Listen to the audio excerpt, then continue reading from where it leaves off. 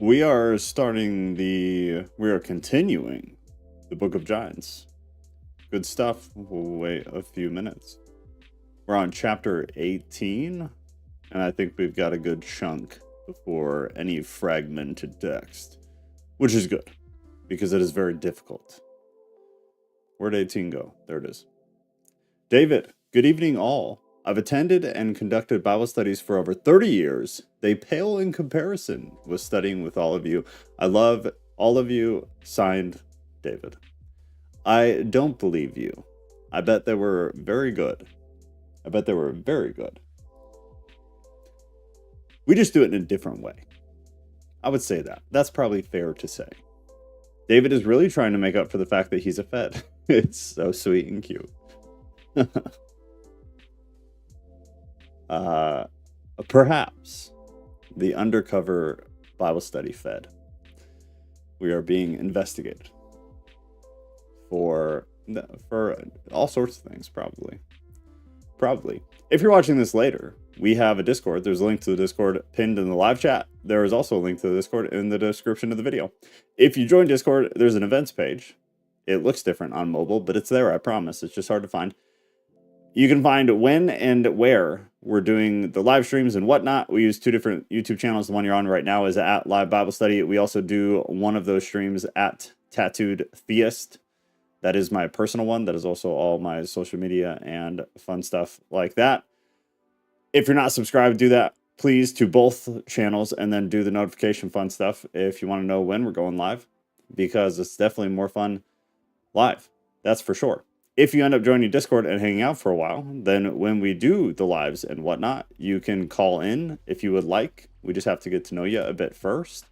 So join, chat, hang out, and then once you're verified, you can come on and talk, which makes it even more fun. Mikkel is here. Hey, Mikkel. Tenacious D, the Tenacious Thorn Leon. It's fair to say I do things a different way. Reason, you are being investigated. You're just mad I beat you into the chat tonight. That is probably very accurate. She can be a little bit accuse you of being a federal agent if you beat her into the chat. This is a known fact, I feel like.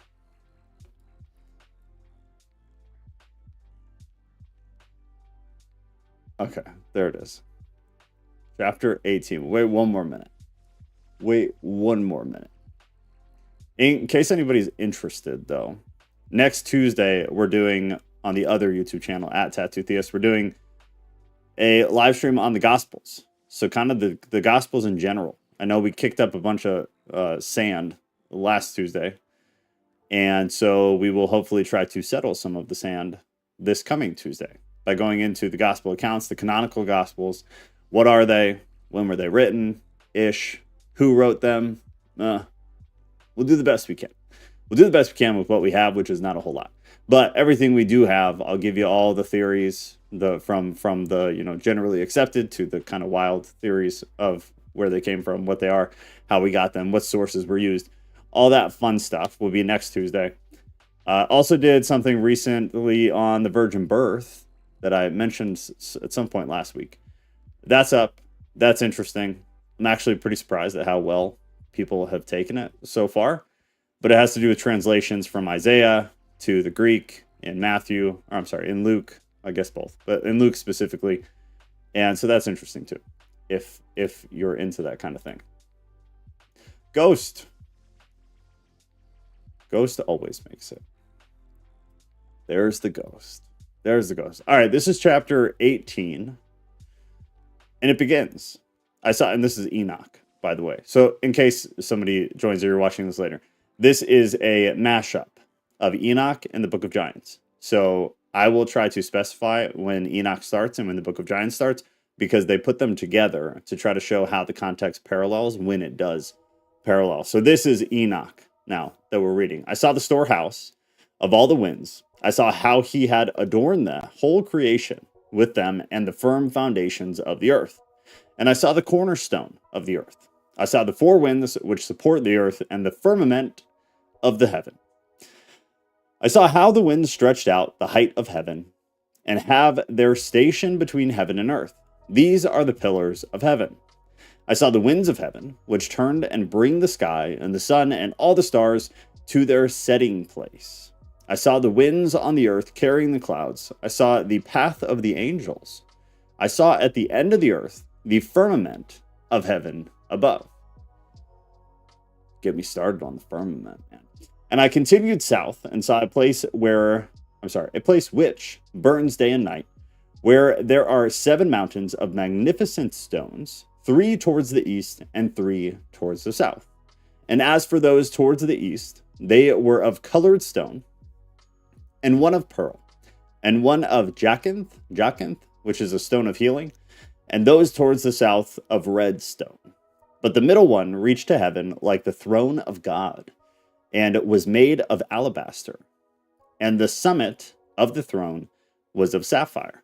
Now they're injecting Ezekiel 1:22 right here, which reads, "And the likeness of the firmament upon the heads of the living creature was as the color of the terrible crystal stretched forth over their heads above. And under the firmament were their wings straight, the one towards the other. Every one had 2, which covered on this side, and every one had 2, which covered on that side, their bodies.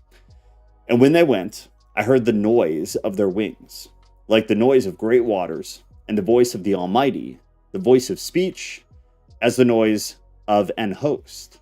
When they stood, they let down their wings. And there was a voice from the firmament that was over their heads, when they stood and had let down their wings. And above the firmament that was over their heads was the likeness of a throne and the appearance of a sapphire stone. And upon the likeness of the throne was the likeness as the appearance of a man above it. Of a man upon it. And I saw as the color of amber, as the appearance of fire round about within it, from the appearance of his loins even upward, and from the appearance of his loins even downward. I saw as it were the appearance of fire, and it had brightness round it, as the appearance of the bow that is in the clouds in the day of rain, so was the appearance of the brightness round about. This was the appearance of the likeness of the glory of the Lord. And when I saw it, I fell upon my face, and I heard a voice of one that spake." And that is the end of the Ezekiel quote. And now it is going back to Enoch. "And I saw a great abyss of the earth, with pillars of heavenly fire, and I saw among them fiery pillars of heaven, which were falling. And as regards both height and depth, they were immeasurable. And beyond that abyss, I saw a place which had no firmament of heaven above, and no firmly founded earth beneath it. There was no water on it, and no birds, but it was a desert and a horrible place. I saw there 7 stars like great burning mountains, and an angel questioned me regarding them.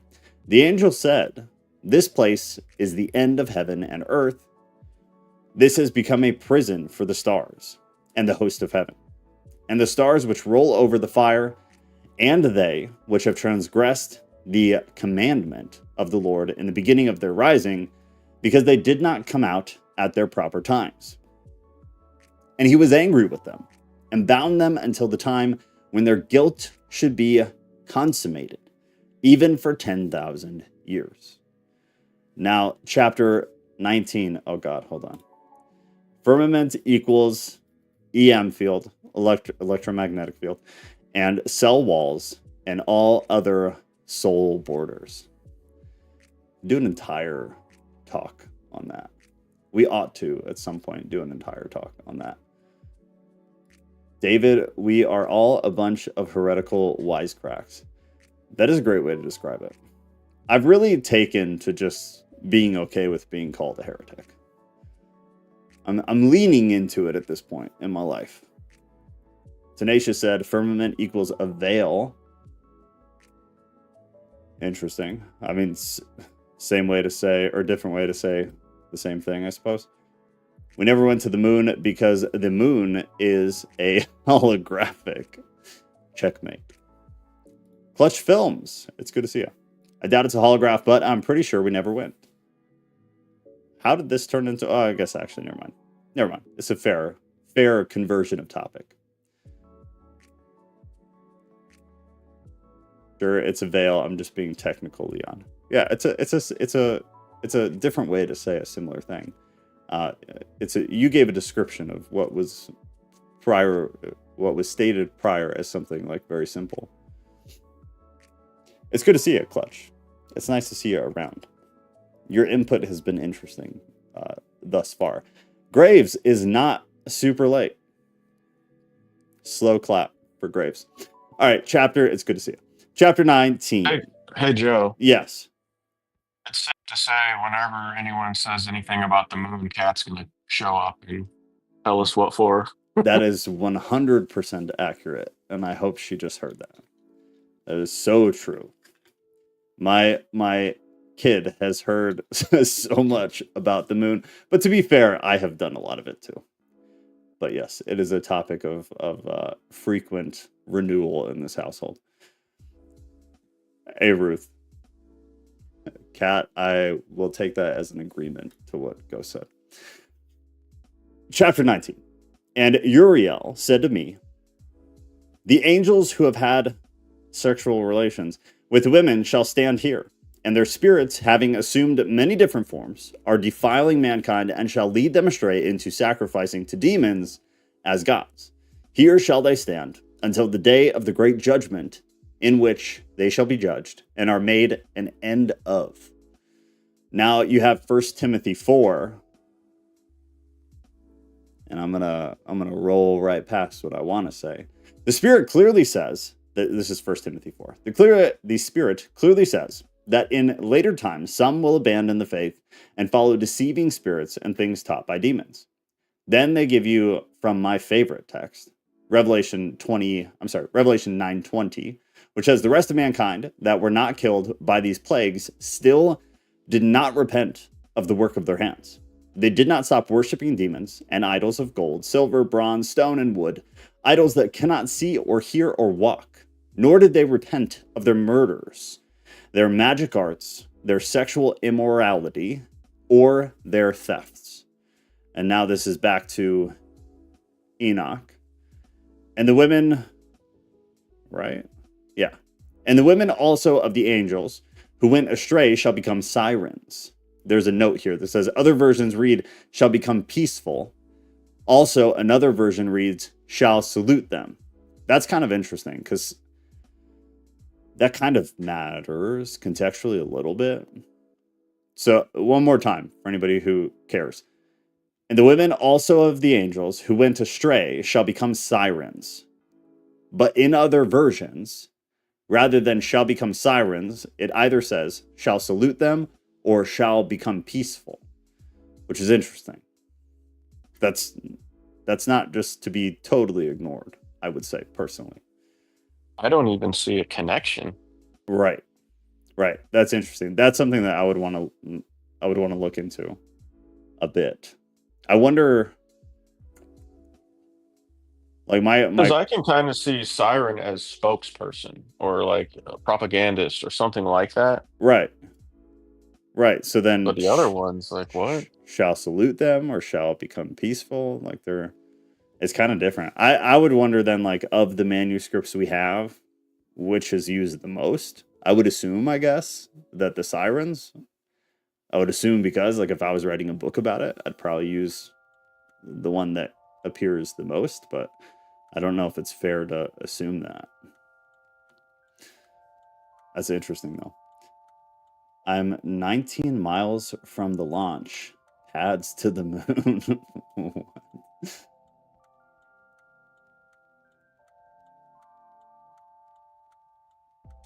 The Kubrick conspiracy is right up there with DB Cooper and the like. Fascinating. I have no idea what that is. I want to look at it. Kat, will you remind me later? I don't like being as uncultured as I am, so I feel like I should. I'm pretty sure Kat knows what they are. I'm sure she does. I'm sure she does. The DB Cooper, I'm probably normal person up to speed on. She's pretty in depth up to speed on, but I have no idea what the Kubrick is. So I'll have to educate myself on that. No, she'll educate you. Okay, fair enough. Done. Thank God. he filmed it. He's an inside. Okay, yeah, I'll catch up later. And I, Enoch, alone saw the vision, the end of all things, and no man shall see as I have. Now, 1 Peter 4:7 says, but the end of all things is at hand. Be ye therefore sober, and watch unto prayer. Now, chapter 20 of Enoch. These are the names of the holy angels who watch. God help me. Oh, these aren't super bad. We're okay. Uriel, one of the holy angels who is over the world, turmoil and terror. Raphael, one of the holy angels who is over the spirits of men. Raguel, one of the holy angels who takes vengeance on the world of the luminaries. Michael, one of the holy angels, set over the virtues of mankind and over chaos. Sarakel, one of the holy angels who is set over the spirits who sin in the spirit. Interesting. Gabriel, one of the holy angels who is over paradise and the serpents and the cherubim. Remel, probably. One of the holy angels who God set over those who rise. Oh, that's good. They had none of the weird ones in that one. Feel very accomplished. Low bar. Chapter 21. Then I proceeded to where things were chaotic and void, and I saw there something horrible. I saw neither a heaven above nor a firmly founded earth, but a place chaotic and horrible. And there I saw 7 stars of heaven bound together in it, like great mountains of burning with fire. Then I said, for what sin are they bound? And on why have they been cast in here? Then said Uriel, one of the holy angels, who was with me, and was chief over them, Enoch, why do you ask? And why are you eager for the truth? Interesting question. These are some of the stars of heaven, which have transgressed the commandment of the Lord, and are bound here until 10,000 years. The time entailed by their sins are consummated. And I went out from there to another place, which was still more horrible than the former, and I saw a terrible thing, a great fire there, which burned and blazed. And the place was cleft as far as the abyss, full of great falling columns of fire. Neither its width or breadth could I see, nor could I see its source. Then I said, I am afraid of this place, and cannot stand to look at it. Then Uriel, one of the holy angels, who was with me, answered and said to me, Enoch, why are you so afraid? And I answered, because of this fearful place, and because of the spectacle of the pain.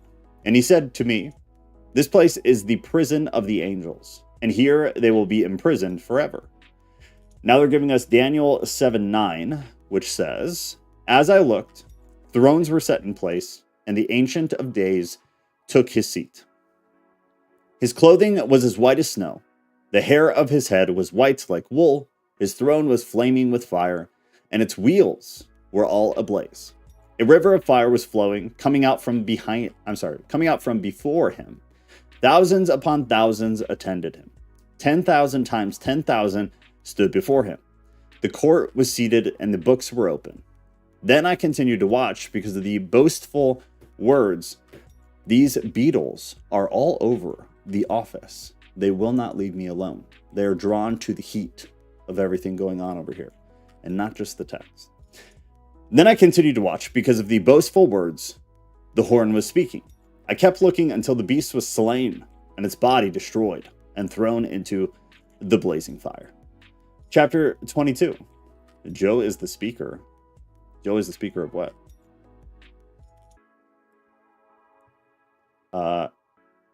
I'm Joe's groupie. That's me. Wait, I saw something. Oh, here you go. Go said the chaotic place is Tartarus, but I can't envision Tartarus. it. What is that? Tartarus is the lowest rung of Hades, where they put angels who sin. It is the gloomy darkness that Jude speaks about is a synonym for this chaotic place, or Tartarus. Is that like a widely Is that word in the Bible? Tartarus? Yeah. Or is it I described? want to say it is. I'd have to check. I think it's maybe once. Interesting. Huh. I'm totally ignorant to it. So Tartarus. If it's not, the analog to it is gloomy darkness or Okay. chaotic place. But this is Enoch, so gloomy darkness would be the biblical version, in my Cool. opinion. No, I mean, it makes sense. So I'm getting that it's not explicitly mentioned, but the concept seems to be absolutely alluded to. And what it says is, and the angels who did not stay within their own position of authority, but left their proper dwelling, he has kept them in eternal chains under gloomy darkness. There you go. Until the judgment of the great day. We looked at this, didn't we? I guess we just didn't hit the term. Or I'm just totally forgetting it and blowing it. Because we looked at 2 Peter 2:4 as well. For if God did not Yeah, a spare couple angels. weeks ago. Right. Okay, yeah, these are the same. Interesting. Yeah, I don't remember that. So it's a deep, dark abyss that served as a prison for the wicked. Well, I guess I can show this and not be selfish. A deep, dark abyss that served as a prison for the wicked and the titans. It was the lowest point of the universe, below the underworld, but separate from it. Imprisonment, punishment, judgment. Looks like, according to Plato, Gorgias? Souls, I haven't read that. Souls were judged after death in Tartarus. Interesting. I gotta look into this. Yeah, I just wanted to tie it back because you were just reading chaotic place, and that's the place they're talking about. Yeah. I think regardless of the not explicit use of it, this has to be exactly what is being described. I don't think you could argue against it. Interesting. Very interesting. Yes, sir. Just connecting dots. Yeah, no, that's cool. That's something I definitely want to look at.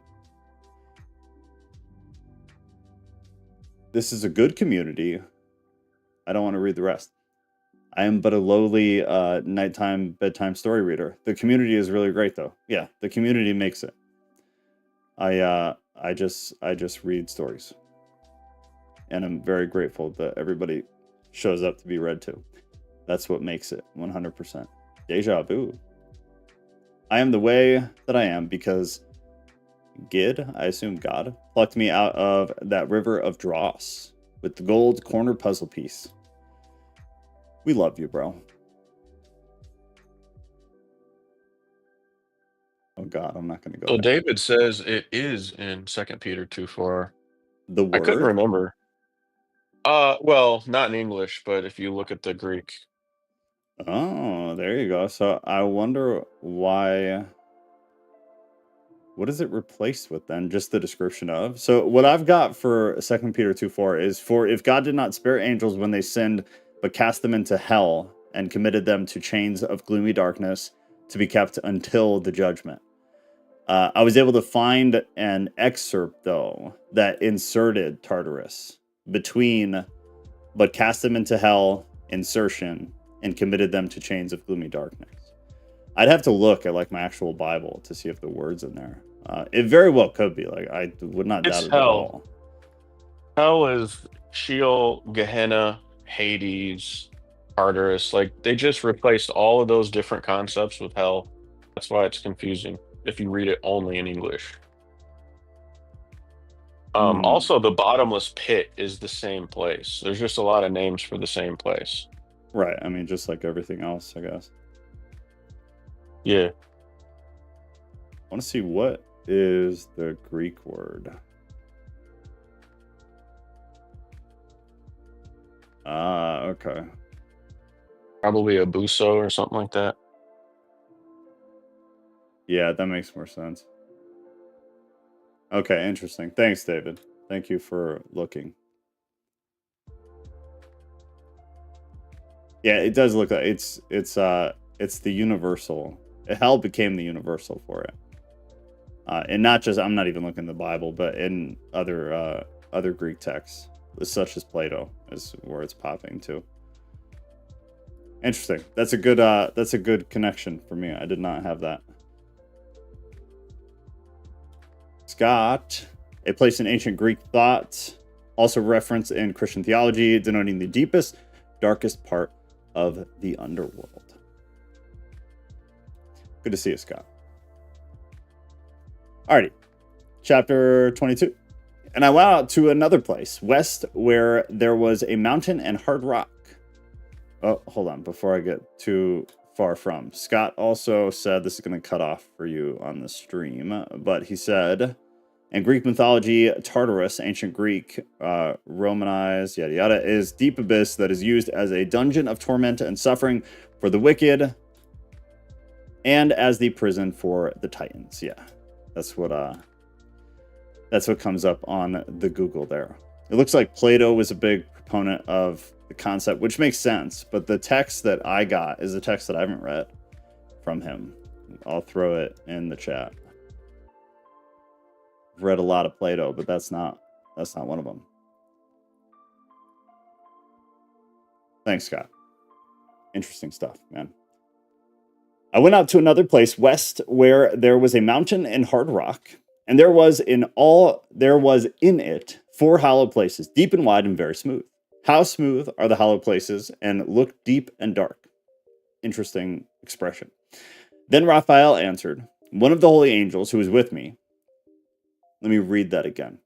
Then Raphael answered, who is one of the holy angels who was with me, and said to me, these hollow places have been created for this very purpose, that the spirits of the souls of the dead should be gathered here, that all the souls of the children of men should brought together here. And these places have been made to receive them until the day of their judgment and until the period appointed, until the great judgment comes on them. We have an author's note that says, the idea of a gathering place of the dead is seen in the doctrine of purgatory, where the dead are gathered and those who are redeemable are kept and purified until such time they might ascend to heaven. That is a pretty narrow assessment of that, in my very unprofessional opinion. To cling on to purgatory and not mention anything else seems very, very narrow. But maybe that's just me. Now they've got... A lot of these things are very narrow, though. Like, the harder to understand stuff, it'll get like a footnote or like a 1 or 2 sentences, and then they just forget about it. Yeah, you can see kind of like the individual bias of what was seen to be important, which is unfortunate, but is also par for the course, I suppose. Agreed. Here's good stuff, though. Anybody who hasn't read the Maccabees, it's definitely worth reading. We'll definitely read it together at some point. But this is from 2 Maccabees 12. All men, therefore, praising the Lord, the righteous judge, who has opened the things that were hid, betook themselves into prayer, and besought him that the sin committed might wholly be put out of remembrance. Besides, that noble Judas exhorted the people to keep themselves from sin, forsomuch as they saw before their eyes the things that came to pass for the sins of those that were slain. And when he had made a gathering throughout the company to the sum of 2,000 drachms of silver, he sent it to Jerusalem to offer a sin offering, doing therein very well and honestly. In that he was mindful of the resurrection. For if he had not hoped that they that were slain should have risen again, it had been superfluous and vain to pray for the dead. And also in that he perceived that there was great favor laid up for those that died godly. It was an holy and good thought, whereupon he made a reconciliation for the dead, that they might be delivered from sin. That was, again, 2 Maccabees 12:41 through 45. And then it's going back to Enoch. What's interesting about Jubilee? That's not what that was. But Jubilee is also interesting. That was Maccabees. Maccabees is interesting for a slew of reasons, honestly. The connection to how would I say it? Maccabees had a very specific and, in my opinion, important role in the early church development, which is something we'll definitely cover, whether I do it as like a short video on the other YouTube channel or we talk about it at some point when we do Maccabees. But the Maccabees, like who they were pretty important in early history. They were very relevant. The text itself, though, is very interesting too. Texts. Back to Enoch now. Verse 4, I believe out of 20. I saw the spirit of a dead man, and his voice went out to heaven and made petitions. And I asked Raphael, the angel who was with me, and I said to him, this spirit which petitions, whose is it? Whose voice goes up and petitions heaven? And he answered me, saying, this is the spirit which went out from Abel, whom his brother Cain slew. And he makes his suit against... What? Oh. And he makes his suit against him until his offspring. These bugs are going to drive me banana sandwich, y'all. It's all good. Whom his brother Cain slew. And he makes his suit against him until his offspring is destroyed from the face of the earth. And his offspring are annihilated from among the children of men. Now, they're giving you Genesis 4:8, which says, and Cain talked with Abel, his brother, and it came to pass, when they were in the field, that Cain rose up against Abel, his brother, and slew him. And the Lord said unto Cain, where is Abel, your brother? And he said, I know not. Am I my brother's keeper? And he said, what have you done? The voice of your brother's blood cries out to me from the ground. And now you are cursed from the earth, which has opened her mouth to receive your brother's blood from your hand. When you till the ground, it shall not henceforth yield unto her strength, unto you her strength. A fugitive and a vagabond shall you be in the earth. Sorry, I try to live translate the Old English, and it becomes like this weird Spanglish type thing. Spelling is like pronouncing names. It don't matter. I feel like you said that just to make me feel better about myself. And for that, I appreciate. Cain, the first homeless guy. It's accurate, though. No mortal, fallen, angelic, Nephilim, gardener. Verse 8. Then I asked regarding all the hallowed places, why is one separated from the other? And he answered me and said to me, these three have been made that the spirits of the dead might be separated. Divisions have been made for the spirits of the righteous, in which there is the bright spring of water. And one for the sinners when they die and are buried in the earth, and judgment has not been executed on them in their lifetime. Here their spirits shall be set apart in the great pain until the great day of judgment and punishment and torment of those who curse forever, and retribution for their spirits. Now they're giving you 2 Peter 3:7. By the same word, the present heavens and earth are reserved for fire, being kept for the day of judgment and destruction of ungodly men. Then it's back to Enoch. There he shall bind them forever, and such a division has been made for the spirits of those who make their petitions, who make disclosures concerning their destruction, when they were slain in the days of the sinners. Such has been made for the spirits of men who were not righteous, but sinners, who were complete in transgression, and of the transgressors they shall be companions. But their spirits shall not be destroyed in the day of judgment, nor shall they be raised from here. Then I blessed the Lord of glory and said, blessed be my Lord, the Lord of righteousness, who rules forever. Chapter 23. Pay attention, cat, the partitions. I saw that earlier one. Root cutting is a euphemism for potion or drug making. I feel like we've talked about that in the past. Johnny Ambrose? I'm terrible at pronouncing things, so don't feel bad. Psalm 69:14-15, Message Bible calls it the black hole. Does it really? I would actually like to see that.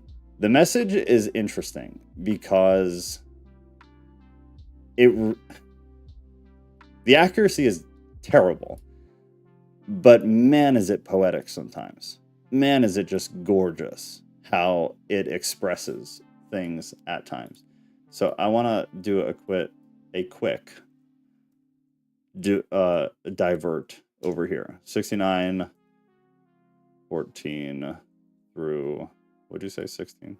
14 and 15.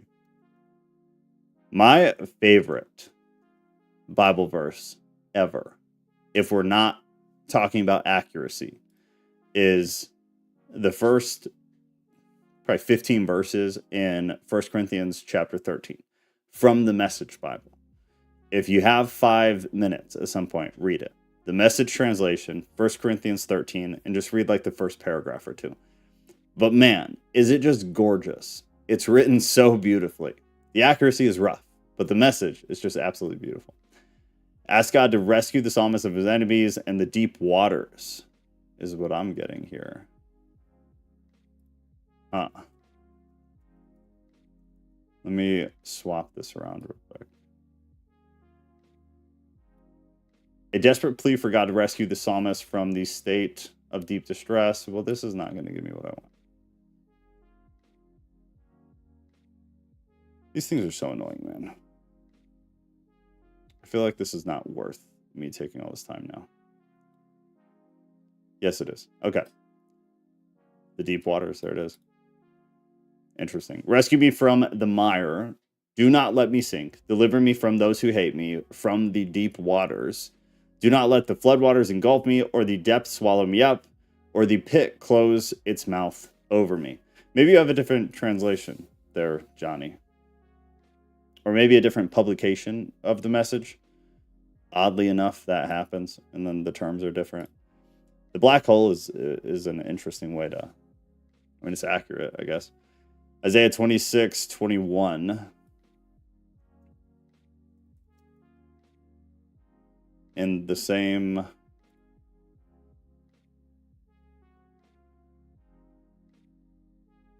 Wait.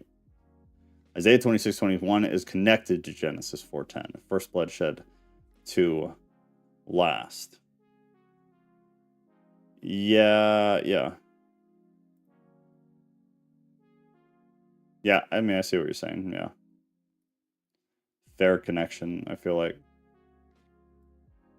Pay attention so hard that my temples visibly pulse, my guy. I could power a smart car. That's how hard I focus. That's pretty accurate. If Cain wasn't mortal, why does it imply he feared death? Cain is not mortal? Oh, I missed. Tenacious. Cain was not a mortal man.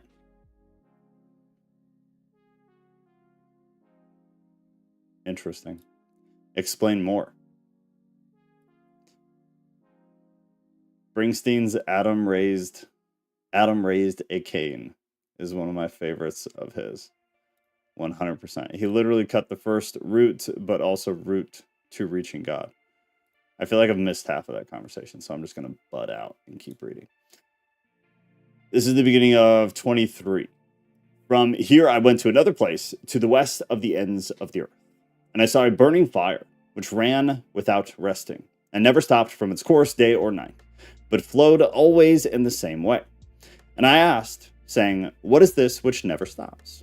And Raguel, one of the holy angels who was with me, answered me and said to me, this course of fire, which you have seen, is the fire in the west, and is the fire of all the lights of heaven. Chapter end. Chapter 24. And from here I went to another place on the earth, and he showed me a mountain range of fire, which burned day and night. And I went beyond it, and saw 7 magnificent mountains, all differing from each other. And their stones were magnificent and beautiful, and their form was glorious. 3 towards the east, one founded on the other, and 3 towards the south, one on the other. And deep, rough ravines, no one of which joined with any other. And the 7th mountain was in the midst of these, and it was higher than them, resembling the seat of a throne. And fragrant trees encircled the throne, and among them was a tree such as I had never smelt, nor was any among them, or were others like it. It had a fragrance beyond all fragrance, and its leaves and blooms and wood would not ever wither. And its fruit is beautiful, and its fruit resembles the dates of a palm. Then I said, how beautiful is this tree, and fragrant, and its leaves are fair, and its blooms very delightful in appearance. Then Michael, one of the holy and honored angels who was with me, that's a differentiation, and was their leader, spoke, and he said to me, Enoch, why do you ask me about the fragrance of the tree? And why do you wish to learn the truth? Then I answered him, saying, I wish to know about everything, but especially about this tree. And he answered me, saying, this high mountain which you have seen, whose summit is like the throne of God, is his throne, where the Holy Great One, the Lord of glory, the eternal King, will sit, when he shall come down to visit the earth with goodness. And as for the fragrant tree, no mortal is permitted to touch it until the great judgment, when he shall take vengeance on all and bring everything to its completion forever. Genesis 2:8 says, now the Lord God had planted a garden in the east, in Eden, and there he put the man he had formed. And the Lord God made all kinds of trees grow out of the ground, trees that were pleasing to the eye and good for food. In the middle of the garden were the tree of life and the tree of knowledge of good and evil. A river watering the garden flowed from Eden. From there it was separated into 4 headwaters. The name of the first is the Pishon. It winds through the entire land of Havilah, where there is gold. The gold, this is an insertion, the gold of that land is good. Aromatic, resin, and onyx are also there. The name of the second river is Gihon. It winds through the entire land of Cush. The name of the third river is Tigris. It runs along the east side of Ashur. And the fourth river is Euphrates. The Lord God took the man and put him in the Garden of Eden, to work it and take care of it. And the Lord God commanded the man, you are free to eat from any tree in the garden, but you must not eat from the tree of the knowledge of good and evil. For when you eat of it, you will surely die.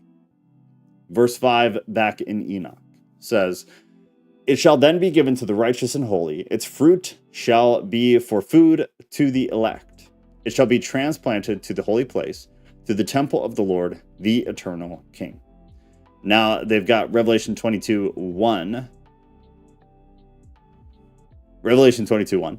And he shewed me a pure river of water of life, clear as crystal, proceeding out of the throne of God and of the Lamb. In the midst of the street of it, and on either side of the river, was there the tree of life, which bare 12 manner of fruits, and yielded her fruit every month. And the leaves of the tree were for the healing of the nations. And there shall be no more curses, but the throne of God and of the Lamb shall be in it, and his servants shall serve him. Back to Enoch.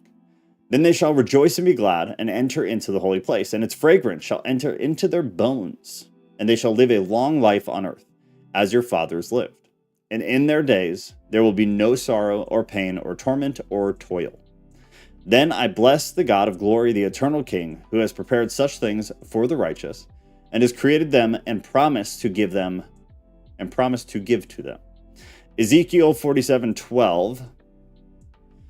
Fruit trees of all kinds will grow on both banks of the river. Their leaves will not wither, nor will their fruit fail. Every month they will bear, because the water from the sanctuary flows to them. Their fruit will serve for food, and their leaves for healing. And then we bump to chapter 26 in Enoch. This looks like an interesting conversation y'all are having. How are we doing on time? Beautiful. And I went from there to the middle of the earth, and I saw a blessed place in which there were trees with branches alive and blooming on a tree that had been cut down. We have an author's note, which says, the hollow earth theory has been espoused by various groups throughout history, The theory was used to create the book and movie Journey to the Center of the Earth. Back to Enoch. And there I saw a holy mountain. And underneath the mountain to the east, there was a stream, and it flowed towards the south. And I saw towards the east another mountain higher than this, and between them a deep and narrow valley. In it ran a stream underneath the mountain.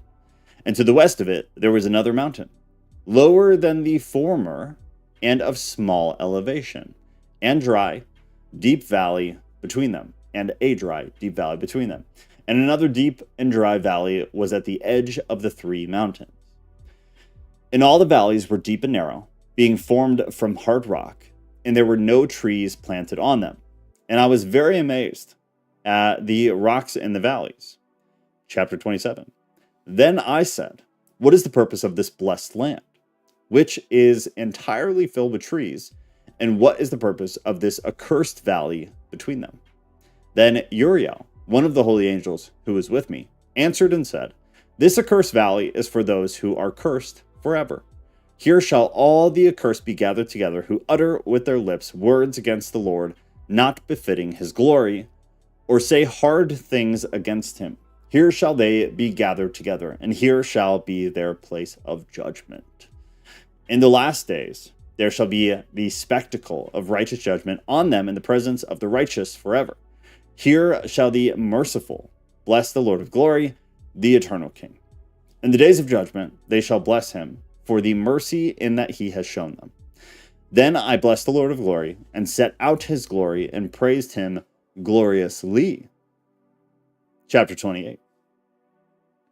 Then I went towards the east, into the midst of the mountain range in the desert, and I saw a wilderness, and it was solitary, full of trees and plants, and water gushed out from above, rushing like a torrent, which flowed towards the northwest. It caused clouds and dew to fall on every side.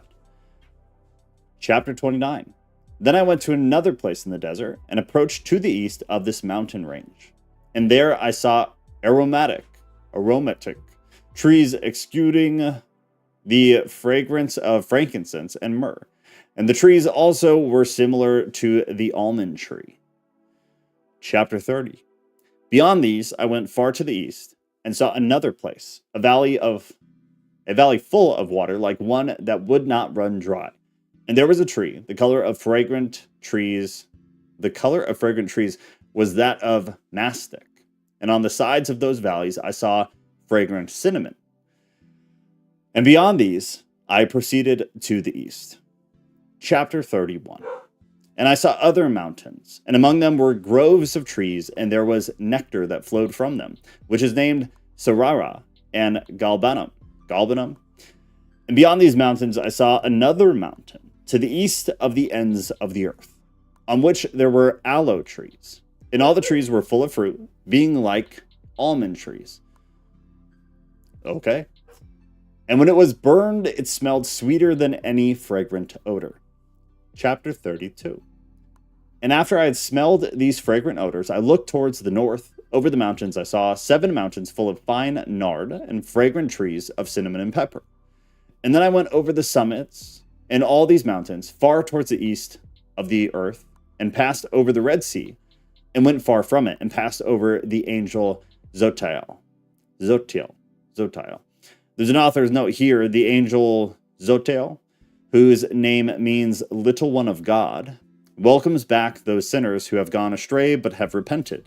Based on the description of the location, some have suggested the Sphinx could be a representation, although most believe this to be unlikely. That's interesting. That's worth looking into. I'd like to read about that theory. I'll read it again for anybody who is half paying attention. There is this angel that was just mentioned in verse 2 of chapter 32. The author had a note that says, the angel Zotiel, Zoteel, whose name means little one of God, welcomes back sinners who have gone astray but then have repented. Based on the description of the locations, some people have suggested the Sphinx could be a representation, although most believe this to be unlikely. That would be an interesting theory to read. I would like to read whatever scholarly publication expressed that, because that's interesting. People make the Bible complicated. I agree and disagree. I think the Bible is insanely complicated now. I think people made it complicated, but like in the first century, first, second, third century were just crap shows. And I think that's when it became complicated. I think all these angels in the book of Enoch are personified mechanisms to how life and death work. I, for the most part, agree with that. Yeah. I think it makes a lot of sense to look at it from that perspective. I hope I didn't miss anything else. I didn't want to take up too much time of silence reading what you guys were debating. But if I missed anything on topic, yell at me. What do you think Enoch is? What do you mean specifically? Like the text or the man? What do you mean? Verse 4? Yeah. No, verse 3. And I came to the garden of righteousness. I saw far beyond those trees more trees, and they were numerous and large. There were 2 trees there, very large, beautiful, glorious, and magnificent. I'm sorry, but I just read that like Trump in my head. So I'm going to read it again, and I want you to imagine Trump is reading it. I saw far beyond those trees, more trees, and they were numerous and large. There were 2 trees there, very large, very beautiful, very glorious, and magnificent. That is totally something Trump would say. The tree of knowledge. They're the best trees. Everyone agrees. Right. Some people say. That's just like such beautiful, beautiful language. It's very Trump-esque. The universe is a dynamo, which means everything in it are smaller dynamos.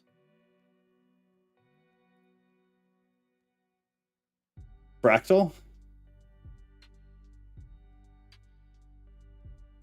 Yeah, fractals. I mean, like what Clutch is saying. Yes, they are. You could say that they are real people, but they also represent a pattern. So, like, both things are true at the same time.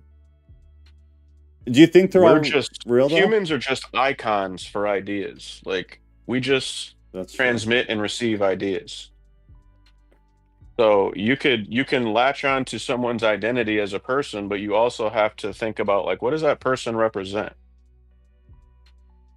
Yeah. You know, What is it? Almost 8 o'clock. So yeah. Or anyways, I don't want to get into it with Clutch, but like if he would just join Discord, we could talk about it. Yeah, Clutch, I hope you do join Discord because I would like to actually read this conversation because I feel very, like I'm not up to speed. I obviously couldn't read while I was reading, so I'm unsure of exactly where you guys are, but I think it's an interesting discussion. So hopefully you go to Discord, and if you guys do, then please tag me because I would like to read it. Clutch, buckle up, buddy. Clutch seems like smart guy though. I hope he comes over. I'm genuinely curious to read this discussion. We are nice, Clutch. I think you've realized that. So you should consider coming over and hanging out. I want to read a little bit more. I'll just read the rest of this page and then we'll hang out until 7 o'clock for me. I don't know where y'all are. Where did I leave off? Oh, the Trump sentence. All right, the tree of knowledge, whose holy fruit they ate and acquired great wisdom. That tree is in height like the fir, and its leaves are like those of the carob tree, and its fruit is like the clusters of the grapes, very beautiful, and the fragrance of the tree carries far. Then they're giving you Isaiah 60:13, which says, the glory of Lebanon will come to you, the pine, the fir, and the cypress together to adorn the place of my sanctuary, and I will glorify the place of my feet. Back to Enoch. Then I said, how beautiful is this tree, and how attractive is its look! Exclamation point. Then Raphael, the holy angel who was with me, answered me and said, this is the tree of wisdom, of which your father of old and your mother of old, who were your, progenitors, right?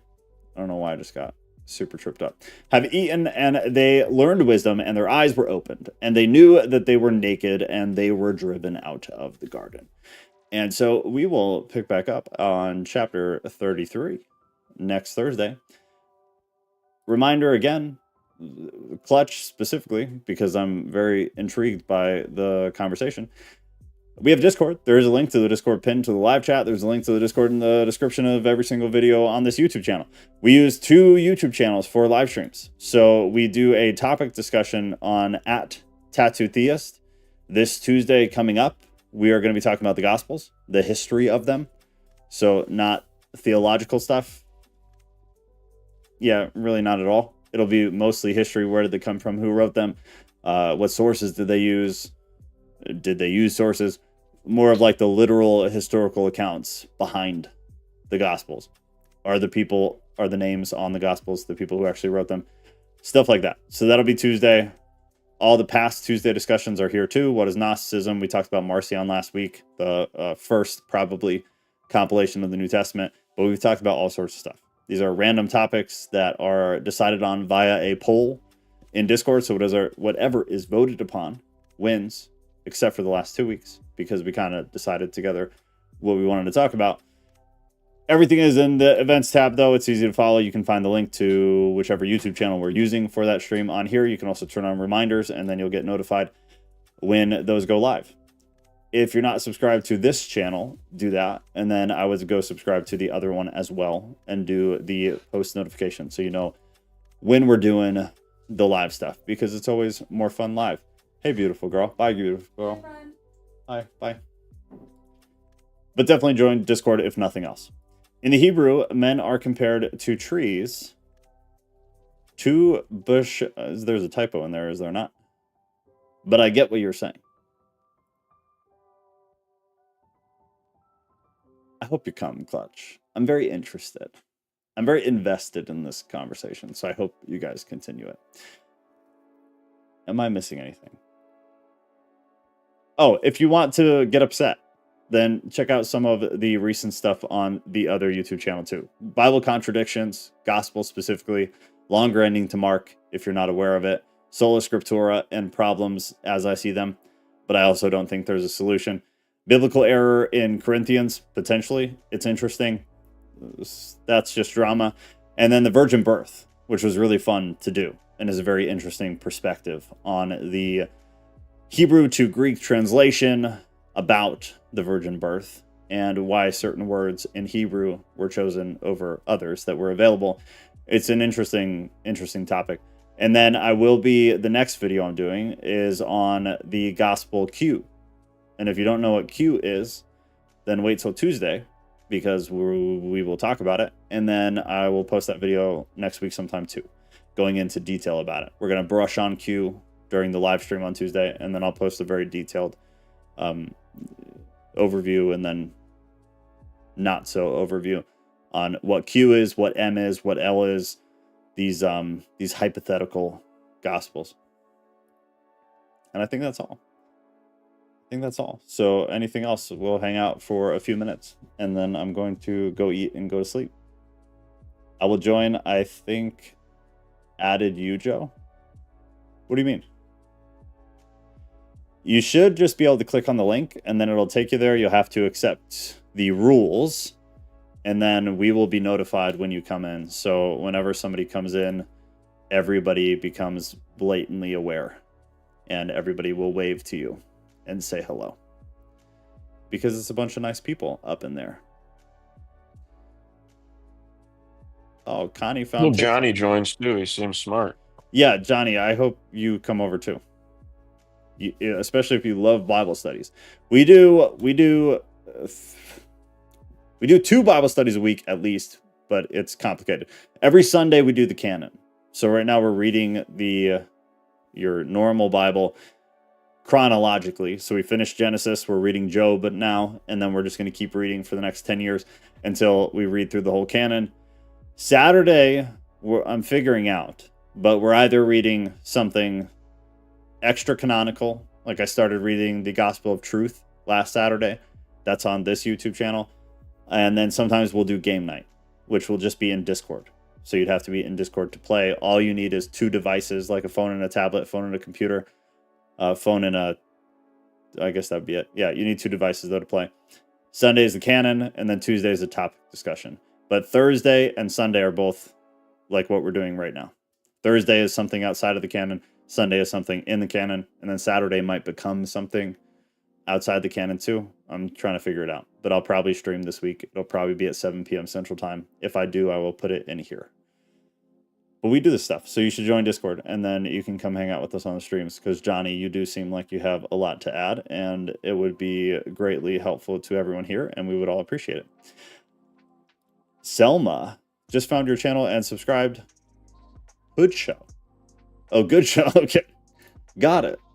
I was very confused for a second. Like, I don't think I'm very hood. I think I'm the opposite of hood. It's good to have you. You should also join Discord. There's a link pinned to the top of the live chat. Cara Lee. Kali? You know this was good. Please like it. Yeah, if you guys could do YouTube stuff, like the video, subscribe if you haven't. Go to the other YouTube channel at Tattoo Theist. I'll put it in the chat. Subscribe there too, because we do that one stream over there. And above all, join Discord. From Discord, all things flow. So if you're in Discord, you'll know about everything else that's going on. You'll know if streams are getting canceled. You can just click on the events thing and then click through to the YouTube channel where we're having the stream. You'll get reminders, and you can also call in once you've hung out with us for a bit and we know you're not crazy. Then you can join the voice channel and then call in during the streams and give your 2 cents or tell me I'm wrong. Very open to it. That would be awesome, having a delicious dinner at Joe and Kat's Snake Pit.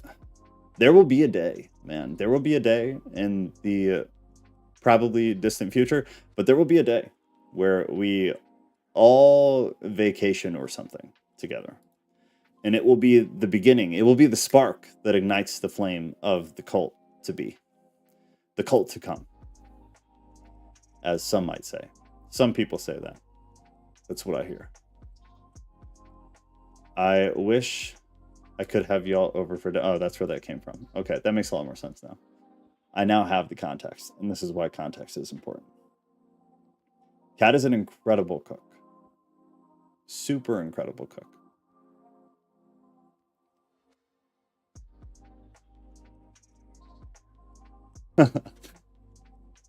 All right, I'm going to wind this down. Join Discord. There's a link right there at the top of the chat. There's a link in the description of the video. Join the Discord. Come hang out. If you don't like it, you can just leave. It's free. It will always be free. From Discord, the events tab is the most important thing. If you're here for the Bible studies and the live streams, just look in that tab. It looks different on mobile, but I promise it's there. We use 2 different YouTube channels. You can find them both in the events tab on Discord. It is the one you're on right now. It is also at Tattooed Theist. That's like my personal one that's I've had for a long time. That's the Tuesday stream. That's random topics, discussion, and it's a bit more unhinged. We have less censorship, I suppose you could say, on Tuesdays from that channel. Everything else is right here on the live Bible study. It's a new channel, so there's not a ton of stuff, but we've already done quite a bit. And we're probably moving to 3 streams a week on that channel. But join Discord, join Discord, join Discord. This is the place to be. Only cool feds. David is the nicest fed that ever existed. Ever. Now Kat's just bragging about her delicious food, which is fair. She's earned it. The meatloaf weighs 6 pounds. All right, guys, I'm out because now I'm hungry. Now I genuinely want to go eat. So I'm out. I love you all very, very much. New people, definitely come hang out in Discord. If you don't like it, just leave. But you probably won't, because we're pretty great. If nothing else, we're very nice. You'll only hate us if you think we're heretics. But you have to come see to find out and to judge whether we are heretics or not. So hopefully challenge accepted. Let's find out. Love y'all. Have a good night. Bye-bye. Love y'all. See you, everyone. Later, Ghost. All right, guys, do YouTube stuff. Comment after the video ends. Please, please, please. It helps a lot with the algorithm and whatnot. Like the video and then